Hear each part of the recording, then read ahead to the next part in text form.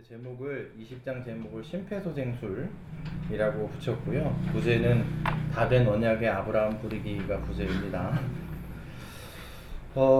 인간에게는 여러 감정이 있습니다. 그 감정을 굉장히 재밌게 표현한 애니메이션이 있어요. 우리는 다양한 감정이 있잖아요.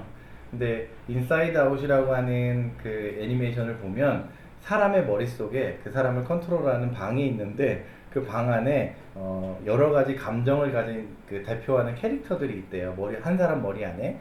그건 이렇습니다. 기쁨이, 슬픔이, 버럭이, 까칠이, 소심이. 이게 그 사람의 선택을 할 때 막 각각의 이렇게 머릿속에서 막 말을 해가지고 선택하게 한다는 거죠. 근데 이제 인간에게 있는 여러 감정이 이것만 있느냐 꼭 이제 구분 짓기가 쉽지는 않지만 제가 오늘 이 본문을 읽으면서 든 감정은 실망이라는 감정이에요. 실망. 실망을 언제 합니까? 기대했을 때. 기대. 응? 기대했을 때. 그러니까 우리가 보통 실망을 언제 하냐면 누군가가 나에게 큰 잘못을 했을 때 실망을 하느냐? 그렇진 않아요.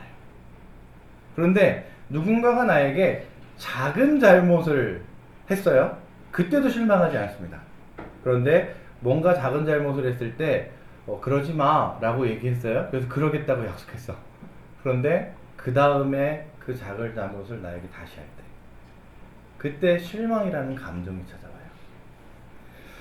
그 실망을 나타내는 말 중에 그 네 글자로 아주 좋은 말이 하나 있습니다. 구제불능이라는 말이 있어요. 구제불능. 누군가를 떠올리시면 안 됩니다, 지금. 그러면 안 돼요. 네. 구제불능이라는 그 실망을 나타내는 말이에요. 잘못을 고치도록 최선을 다해서 주변을 도왔음에도 불구하고 같은 잘못을 반복하는 사람에게 혹은 심지어 그 잘못을 미안해하지도 않을 때 개선의 여지가 보이지 않을 때 그 사람을 우린 뭐라고 부른다고요? 구제불능, 실망한다라는 말을 하게 돼요. 오늘 본문 창세기 20장을 읽으시면서 내가 이런 본문을 어디서 읽어봤는데 라는 생각이 드셨다면 그건 정답입니다. 왜냐하면 창세기 12장에서 이집트로 내려간 아브라함이 아내 사레를 파라오에게 파는 장면이 거의 비슷하게 다시 등장했습니다. 어떤 분들은 이렇게 말해요. 어떻게 아내를 2번 팔 수 있겠는가? 그리고 어떻게 아내는 2번 팔리도록 가만히 있을 수 있겠는가? 그래서 이게 사실은 한 가지 사건이 이런 식으로 표현된 거다라고 말도 합니다만은 잘 아시는 것처럼 인간은 같은 잘못을 반복합니다. 창세기 12장부터 19장까지 우리는 아브라함의 성장에 중점을 두고 아브라함이 스스로 성장하는 게 아니라 하나님이 아브라함의 신앙을 이끌어서 성장시키신다는 이야기를 따라왔습니다.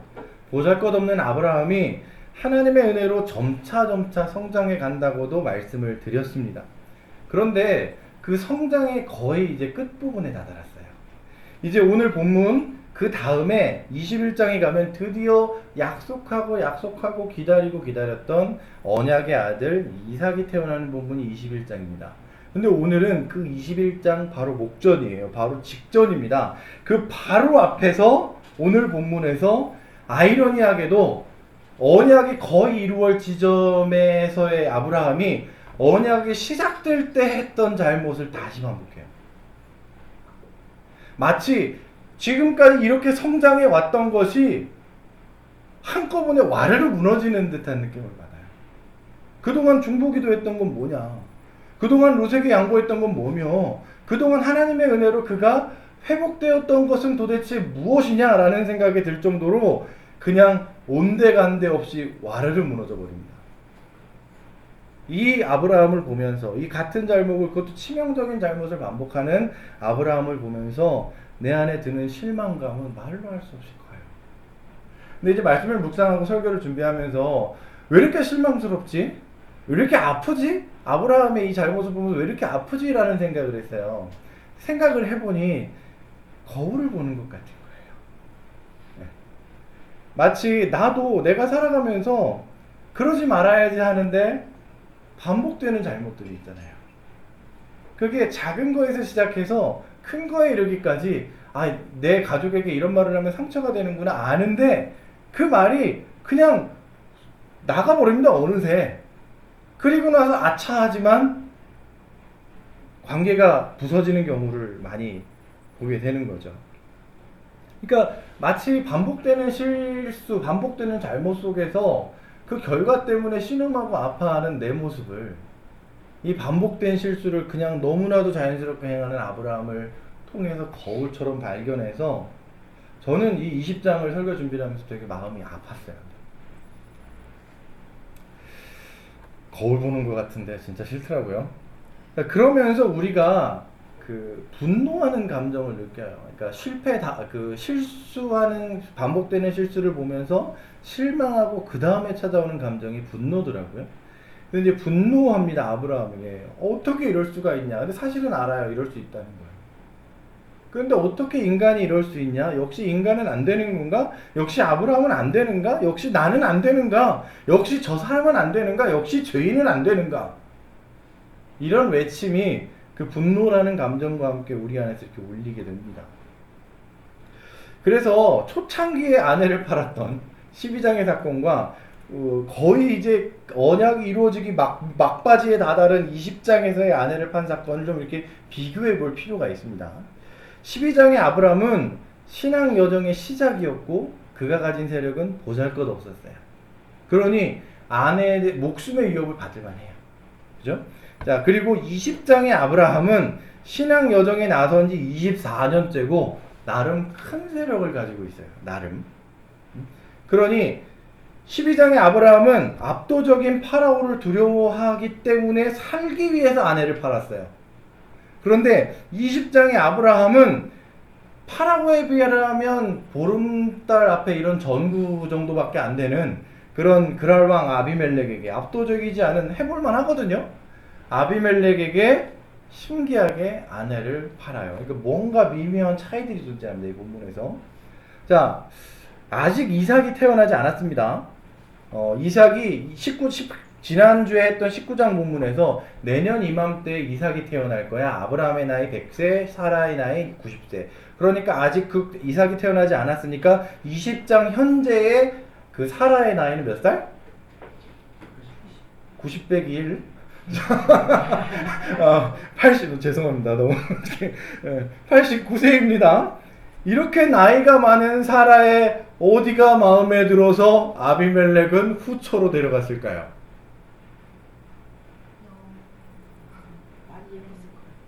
많이 예뻐도 89세는 좀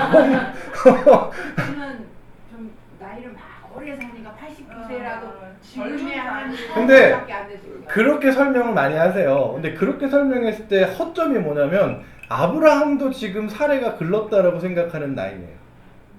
맞아요. 권력 막 그 세력들이 합의였어요. 그래서 나오는 얘기가 이 얘기입니다. 그러니까 이거는 이제 확실한 설명은 없지만 어느 정도 수준의 이해를 가지고 가시라고 설명을 드리면, 그러니까 고대 사회에서 비슷한 세력끼리 정략 결혼을 많이 했어요. 그래서 그 혼인을 해서 맺어서 혈연 그 동맹을 맺는 거죠. 혈맹을 맺는 거예요. 그런데 혈맹을 맺는데 내 딸이 어려요. 그러면 10년만 기다려라라고 말할 수가 없잖아요. 어떻게 할까요? 내 딸이 7살이야. 그럼 정략 결혼 어떻게 할까요? 그냥 시킵니다. 그냥 시켜요. 이거는 둘이 중요한 게 아니에요. 지금 혈맹이 됐다는 게 중요한 거지. 그러니까 내 딸이 결혼을 갔다가 다시 돌아와가지고 뭐 여차저차해서 지금 나이가 좀 많아요. 그러면 혈맹을 맺기 위해서 정략 결혼을 시키는데 그런 게 방해가 된다, 안 된다? 안 돼요. 안 됩니다. 그리고 나중에 이삭이 리브가를 만날 때 첫 만남에서 리브가가 뭘 했냐면 얼굴을 가려요. 베일로. 그러니까 아비멜렉은 아마도 정치적인 목적을 위해서 사라를 데려간 것 같아요. 얼굴이 이쁜지 안 이쁜지 모르고 나이가 그렇게 많은 줄 모르고 그게 중요한 게 아닌 거예요. 일단 데리고 간 거예요. 그래서 제 생각에 여기 이제 그 데려간 그날 밤에 하나님이 급하게 꿈에 나타나셔서 그 사라와 동침하지 말아라. 그 남편이 있는 몸이다. 이렇게 얘기하는데 만약에 동침하기 위해 하나님이 말리지 않았더라도 동침하기 위해서 사라의 방에 아비멜렉에 들어가서 베일을 벗기는 순간 다시 닫고 나오지 않았을까? 제 생각은 그래요. 제 생각은 아니 남편도 지금 포기한 상황이잖아요. 물론 이거는 이제 여성을 비하하는 게 아니라 남편도 마찬가지예요. 남편도 꼬부랑이고 근데 피차 마찬가지예요. 그러니까 그러지 않았을까라고 이제 유추는 하게 되는데 어찌 됐건 이 결혼이 정치적인 목적이 꽤나 다분히 있었던 것 같로 보입니다. 자, 하여튼 그 밤에 그래서 하나님이 말도 안 되는 상황에 급하게 개입하세요. 근데 아마도 뭔가 그러니까 예를 들면 우리가 이렇게 자고 있다가 꿈에 하나님이 너 이렇게 하지 않으면 너 죽을 거야 이렇게 얘기를 하면 우리가 일어났을 때 이걸 꼭 해야겠구나라고 생각합니까? 아니면 찝찝하다고 생각하세요? 찝찝하다고 생각하잖아요. 안 그래요? 꿈꾸고 나서 난 이 꿈이 꿈 때문에 오늘 좀 현대 좀 조심해야겠다 이 정도 수준이지. 그 꿈을 듣고 나서 내가 지금 이걸 시작하기로 했는데 그걸 전면적으로 철회시켜가지고 반대 방향으로 가야겠구나라고 결단하는 사람이 얼마나 되냐고요. 근데 지금 아비멜렉은 그걸 해요. 그러니 이 꿈에 하나님께서 꿈에 나타나서 이렇게 개입하시기 이전 바로 상황, 사라를 데려오고 하나님이 꿈에 나타나시기 이전에 그 사이에 있는 상황이 뭔가 아비멜렉으로 하여금 꿈에 나타나신 하나님의 이야기를 들을 수밖에 없는 심각한 상황이에요. 그러니까 예를 들면 뭐 약한 하드어택 뭐죠?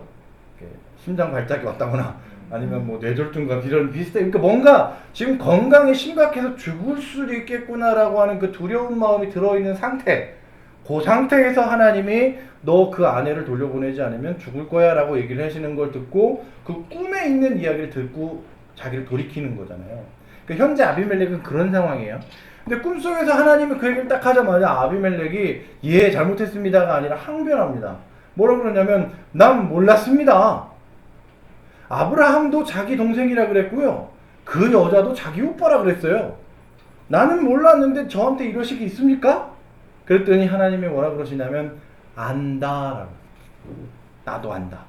그러니 돌려줘라.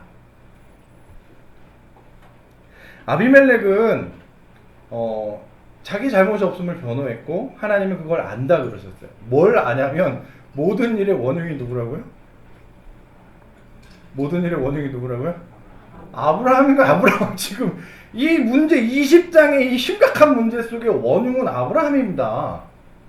하나님이 알아요. 근데 그 원흉 인간 같지도 않은 한 번 팔아먹는 것에 넘어서서 두 번 팔아먹고 더 심각한 건 뭐냐면 첫 번째 팔아먹었을 때는 변명이라도 할 수 있어요. 왜냐하면 너의 아내 사라를 통해서 내가 너에게 자손을 주겠다는 약속을 그때는 안 해줄 건데 그때 그냥 자손만 주겠다. 그런데 저희 쭉 지내와서 알잖아요. 17, 18, 19 지내오면서 하나님이 너의 아내 사라를 통해서 내가 아이를 주겠다라고 지금 약속해놨어요. 시기도 내년 이맘때.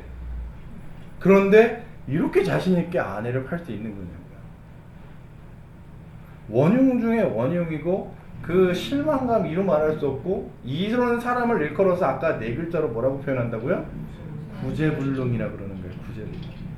그런데 그 구제불능을 하나님이 아비멜렉에게 뭐라고 소개하냐면 안다. 나도 너가 죄 없음을 안다. 그래서 내가 개입했고 그래서 네가 아내를 돌려줘야 되는 거다. 그리고 나서 네가 이런 모든 꼬인 것들이 해결이 되려면 되게 중요한 아브라함을 데리고 와서 기도를 받아라. 그가 널 위해 기도하면 내가 기도를 듣겠다. 그러면서 하시는 얘기가 뭐냐면 그 아브라함은 예언자다 이렇게 말해요. 여기에서 되게 복잡 미묘한 감정이 들어요. 세상에 속한 아비멜렉은 옳음을 추구해요. 여기 앞에서 읽어보시면 의로운 거에 대한 관심이 많고 자기가 결백하고 의롭다라고 하는 거에 대한 관심이 굉장히 많은 사람인데 그래서 항변하고 있는데 오히려 하나님의 사람이라고 불리는 심지어 하나님의 예언자라고 소개하고 있는 아브라함은 하나님스러운 가치 가지고 행하는 게 아니라 오히려 굉장히 세상적 가치를 가지고 행해요. 이 교차점 속에서 우리 마음에 되게 미묘한 감정이 들어요. 그게 더 구체화되는 게 그 다음입니다. 다음날 아비멜렉이 일어나요. 일어나서 아브라함을 부르고 호통을 칩니다. 뭐라 그러냐면 이렇게 말합니다. 당신은 어찌하여 우리에게 이렇게 하였어? 그렇게 말하고 나서 또 또 같은 말이 반복돼요. 도대체 어째서 이런 일을 저지른단 말이에요. 여기에서 아비멜렉의 심정이 느껴지셔야 돼요. 같은 말을 반복할 때는 억울해 죽겠다는 겁니다. 정말 이건 순전히 내 잘못이지 않냐, 나 잘못한 거 없지 않냐, 어떻게 나한테 그럴 수 있냐, 너 어떻게 그럴 수가 있냐 라고 아비멜렉이 지금 외치고 있는 건데, 근데 마치 이게 뭐처럼 들리냐면, 하나님은 사실은 이 본문에서 아브라함에게 한마디 안 하세요. 근데 아비멜렉의 입에서 나온 말이 꼭 하나님이 아브라함한테 하는 말인 것 같아요. 마치 요나서를 읽어보시면 요나가 하나님으로부터 피해가지고 배 밑창에 들어가서 자잖아요. 그때 그 요나를 깨워 일어나라, 어찌하여 잠을 자고 있느냐라고 외치는 선장의 음성이 하나님의 음성처럼 느껴지는 것 같이, 이걸 보면서 좀 마음이 착잡해요. 왜냐하면 하나님의 사람이라고 불리는 아브라함은 세상적인 가치를 가지고 지금 행하고 있고, 오히려 세상의 사람이라고 말하는 아비멜렉은 하나님적인 가치를 가지고 얘기하고 있으니 거꾸로 된 역전된 상황이 마치 오늘을 사는 우리의 상황 같은 거예요.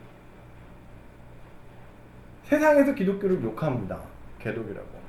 그러니까 개독이라고 불리는 그 안티 기독교 사이트를 가만히 들어가서 보면, 그러니까 변호하고 싶을 때도 있지만 가끔은 고개가 끄덕여질 때도 있어요. 그 사람들의 이야기를 들어보면, 아, 그래서 화가 나셨구나, 나래도 화가 나겠구나, 그 상황이면. 아, 예수 믿는 사람들이 저렇게 했으면 아, 나래도 교회 가기 싫겠구나. 동감하게 돼요. 동감하게.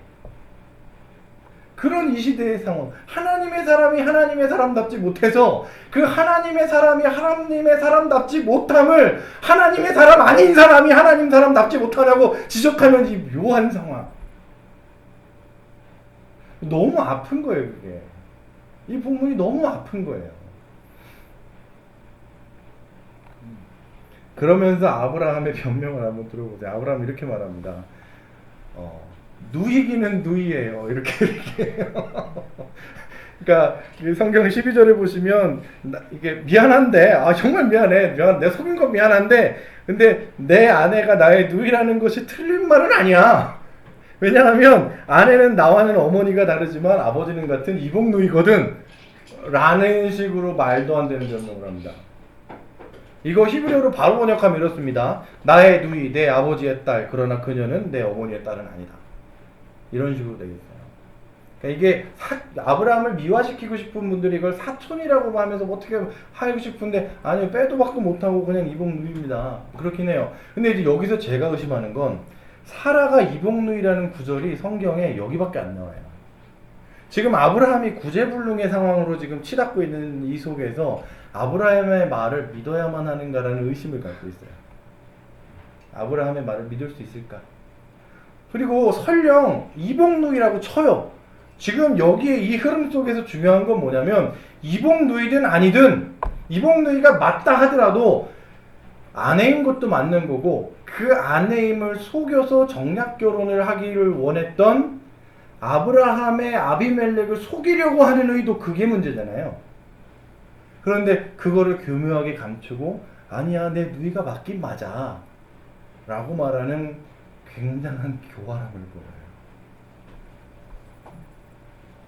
근데 아이러니하게 이렇게 하나님 사람답지 않은 짓을 해대고 있는 이 아브라함의 이야기를 이렇게 가만히 보면 참 너무 마음이 아픈데, 더 마음이 아픈 건 그 아브라함에게 대하는 아비멜렉이에요. 선대합니다. 선하게 대해요. 세상의 왕 아비멜렉이 하나님의 예언자인 아브라함의 하나님스럽지 않은 행동에도 불구하고 피해를 봤음에도 아브라함을 선대합니다.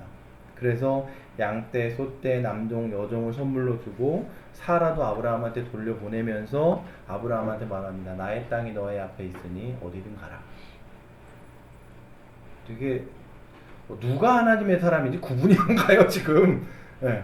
그렇게 말한 다음에 사라에게 말합니다. 당신의 오라버니에게 은 1000세겔을 줬다. 그때 당시에 이제 기록들에 의하면 그때 당시에 노동자의 한 달 월급이 반세겔이래요. 1000세겔이면 2000달의 월급이에요. 뭐 어마어마한 금액을 주면서 이 사라의 결백을 그걸로 증명하겠다고 얘기를 하는 거죠. 근데 사실은 아비멜렉도 살짝 속이 꼬인 게 지금 되게 심자가 뒤틀려 있는 게 뭐라 그래 사라한테 얘기할 때 지금 이제 남편인 게 다 밝혀졌잖아요. 그러면 당신 남편에게 내가 이 1000세겔을 줬습니다. 1000세겔을 줬습니다. 이렇게 얘기하면 되는데 뭐라 그러냐면 당신의 오빠에게 지금 아브라함이 속이 심사가 뒤틀린 게 아비멜렉이 속이 뒤틀린 거예요. 너 오빠라 그랬지? 네 오빠한테 내가 줬어. 이 묘한 이 흐름이 있는 겁니다. 자, 어찌됐든 그런 흐름 속에서 드디어 17절에 아브라함이 하나님께 기도합니다. 근데 제가 만약에 하나님이라면 아브라함이 여기서 하나님 문을 열자마자 저희 그거 있잖아요. 이렇게 전화 통화할 때 띠리리리 안녕하세요 고객님 인터넷 뚝 끊잖아요. 인터넷 교체해 뚝 끊잖아요. 그러니까 그런 것처럼 하나님 아비멜 하는데 전화를 뚝 끊을 것 같아요. 저 같으면 제가 하나님이라면 구제불능인데다가 갖다 쓸 데도 없고 이거 언약 24년 동안 지키려고 끌어와가지고 이제 내년 이맘때 애 태어난다고 그렇게까지 시기와 이런 것까지 다 잡아놨는데 지 맘대로 아내를 팔아버리는 이 후한무치하고 말도 안 되고 적반하장 같은 이놈이 갑자기 하나님 그러는데 그걸 받아줘요? 근데 받아줍니다. 아비멜렉에게 예언자라고 소개하면서 하나님이 얼마나 부끄러웠을까 생각을 했어요.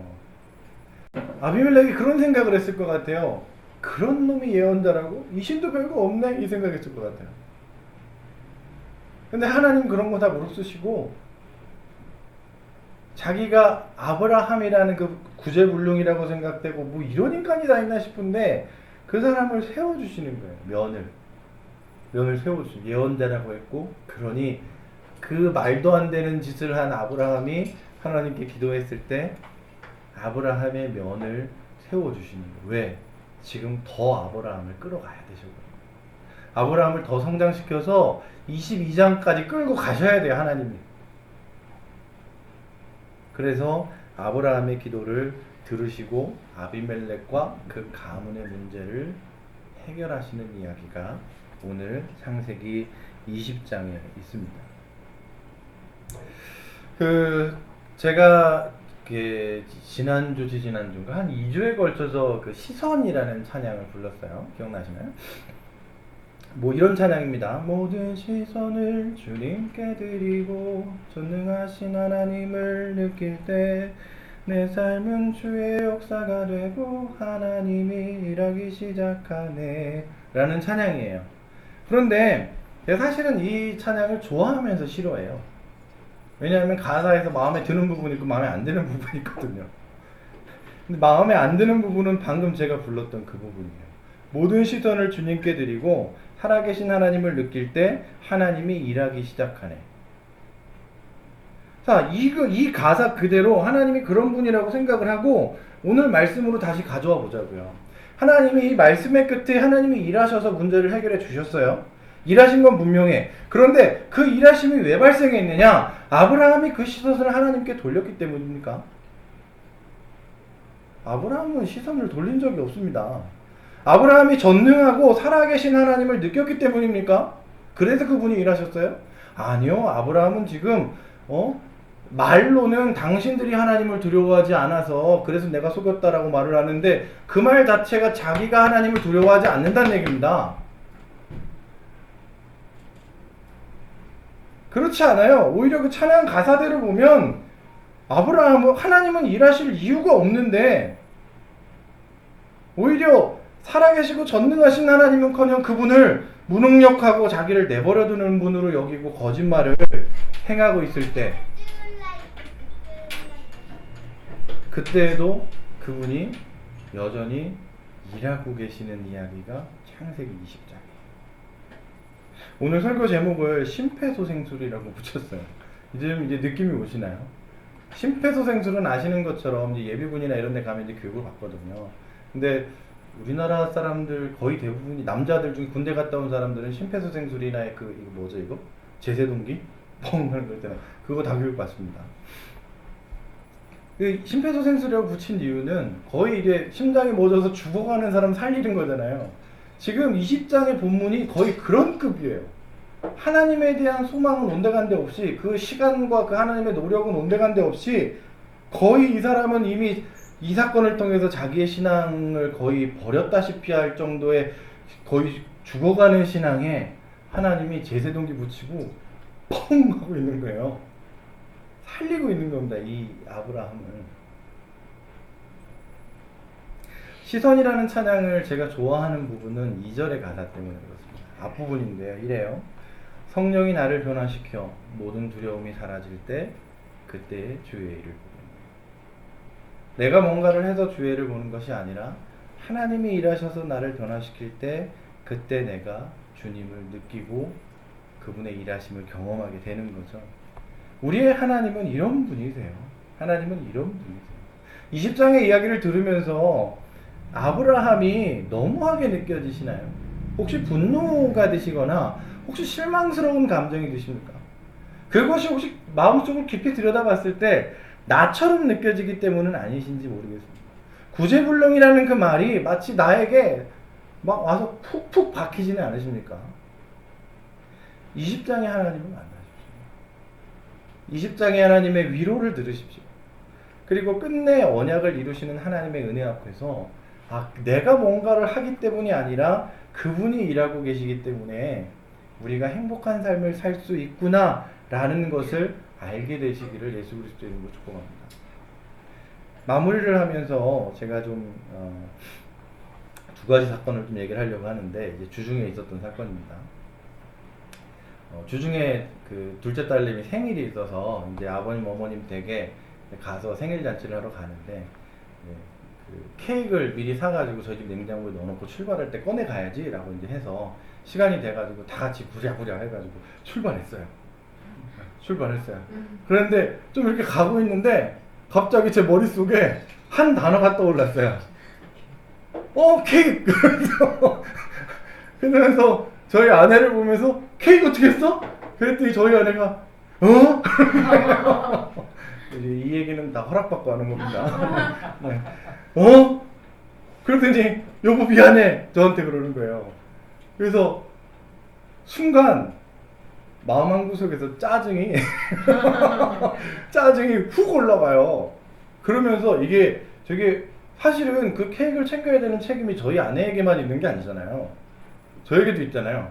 근데 마음에 갑자기 짜증이 훅 올라와요. 그래도 이게 이러면 안 되지. 나도 잘못한 게 있는데. 그래서 이게 누르고 이제 저희 어머니한테는 케이크를 놓고 와서 좀 늦습니다. 이렇게 하고 다시 집으로 돌아와서 케이크 들고 가서 한 20분 늦었거든요.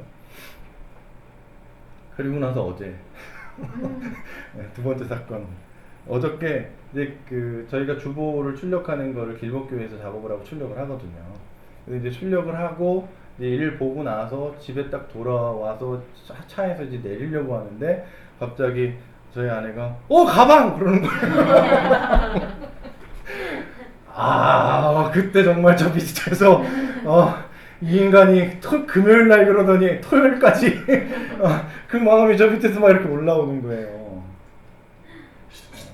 근데 그 순간에 제 안에 드는 생각이 뭐냐면 사람이 어떻게 그래? 라는 마음이 아니라 저도 가끔 그러거든요. 저는 제 물건을 잘 못 찾아요. 그래서 여보 어딨어? 여보 어딨어? 맨날 물어보거든요. 이게 되게 심각한 문제예요. 근데 저희 아내가 그때마다 화 안 내고 받아주면서 그거 여기 있어, 그거 여기 있어 이렇게 잘 얘기해 주거든요. 그러니까 어저께 순간 왜냐하면 되게 이제 피곤한 상태에서 집에 돌아왔고 이제 집에 돌아가면 쉬면 되겠구나라고 생각을 하고 돌아왔는데 다시 가가지고 운전해서 가서 또 그 가방을 챙겨 오려고 하니까 막 솔직히 말씀드리면 좀 짜증이 났어요. 근데 그때 내 안에 무슨 생각이 들었냐면 이게 이 사람이 지금 이렇게 반복했지만 나도 반복하는데. 그리고 정말 감사한 건 그때 제가 묵상했던 설교를 준비하는 본문이 창세기 20장이었던 거죠. 그래서 주님의 은혜로 저희 아내를 용서하고 행복한 그 싸우지 않고 만약에 그때 제가 금요일 날 아니 출발하는데 케이크를 안 챙기면 어쩌자는 거야 라고 얘기를 했다거나 아니면 어저께 아니 이렇게 순간 진심이 묻어날 뻔했어요. 만약에 이랬으면 그러면 저희 가정은 행복이라는 게 존재하기가 어렵습니다. 그러나 정말 감사하게도 이번 주 설교가 마침 20장이었고 이 반복되는 실수를 하고 있는 이 아브라함을 끝내 품어내시는 하나님 이런 분이구나라는 거에 대해서 묵상하고 있는 이 시간에 그런 일을 턱 만나니까 정말 감사하게도 그냥 다시 돌아가지 뭐 라고 얘기하게 되고 그냥 내가 가서 이따가 설교 준비하러 우리 카페 갈 거니까 가는 길 들려서 가방 챙길게 라고 얘기하게 돼요. 우리가 하나님을 어떤 하나님인지를 안다라고 하는 건 우리 생활을 굉장히 많이 변화시킵니다. 하나님은 이런 분이세요. 하나님은 이런 분이세요. 그러므로 우리가 용서받을 수 있는 것이고 그러므로 우리가 누군가를 용서할 수 있는 것. 하나님이 이런 분이시기 때문에 한 주를 살아가시면서 이 하나님을 경험하셨으면 좋겠습니다. 걱정하지 마세요. 우리 마음속에 죄는 수시로 드러납니다. 죄악된 생각은 수시로 치밀고 올라오니까 이런 경우가 있을까 없을까 고민하지 않으셔도 돼요. 제가 장담합니다. 있어요. 근데 그 순간에 창세기 20장의 말씀이 생각나게 되시길. 그래서 그 죄악된 상황 속에서 죄악된 선택을 하지 않고 하나님스러운 선택을 해서 하나님스러운 결과를 얻어 행복할 수 있으시기를 예수 그리스도의 이름으로 축복합니다. 기도하겠습니다. 주님, 반복되는 잘못과 실수들을 가지고 서로에게 상처를 주고 때로는 내 자신에게 실망해서 나 스스로를 상처 줍니다. 하나님, 그래서 행복하지 않고 그래서 누군가에게는 또 내 안 좋은 기분을 쏟아내고 관계가 깨지고 참으로 행복하지 못한 삶들을 살아오는 것을 주님 아시지요? 아브라함을 통해서 내 모습을 보기에 실망스럽고 아브라함을 통해서 내 모습을 보기에 분노하고 참으로 싫은 마음들이 듭니다. 주님, 그러나 그런 아브라함도 품으시고 그런 아브라함도 면을 세워주시고 그런 아브라함도 변화시키기 위해서 끊임없이 일하시는 그 하나님을 볼 때 하나님, 말로 할 수 없는 위로와 평안을 얻습니다. 한 주를 살아가면서 이 말씀이 기억나게 하셔서 하나님, 내가 용서하지 못하는 누군가 또는 내가 말로 상처 줄 뻔한 그 누군가에게 하나님의 마음으로 선대하는 주의 백성들이 될 수 있도록 주께서 붙잡아 주시옵소서. 이제는 우리를 사랑하시는 아버지 하나님의 극진하신 사랑과 우리의 연약함을 아셔서 오늘도 우리를 붙잡고 계시는 예수 그리스도의 크신 은혜와 우리 안에 함께 하셔서 참으로 우리의 부족함으로 우리가 신음하고 있을 때 하나님의 말씀이 생각나게 하실 성령 하나님의 감화감동하심, 하나님의 말씀을 듣고 이 아브라함에게서 나를 발견하고 아파하고 슬퍼하고 참으로 힘든 마음을 갖게 되는 사랑하는 주의 복된 성도들에게 지금부터 영원토록 함께하여 주시옵기만을 간절히 축원하옵나이다.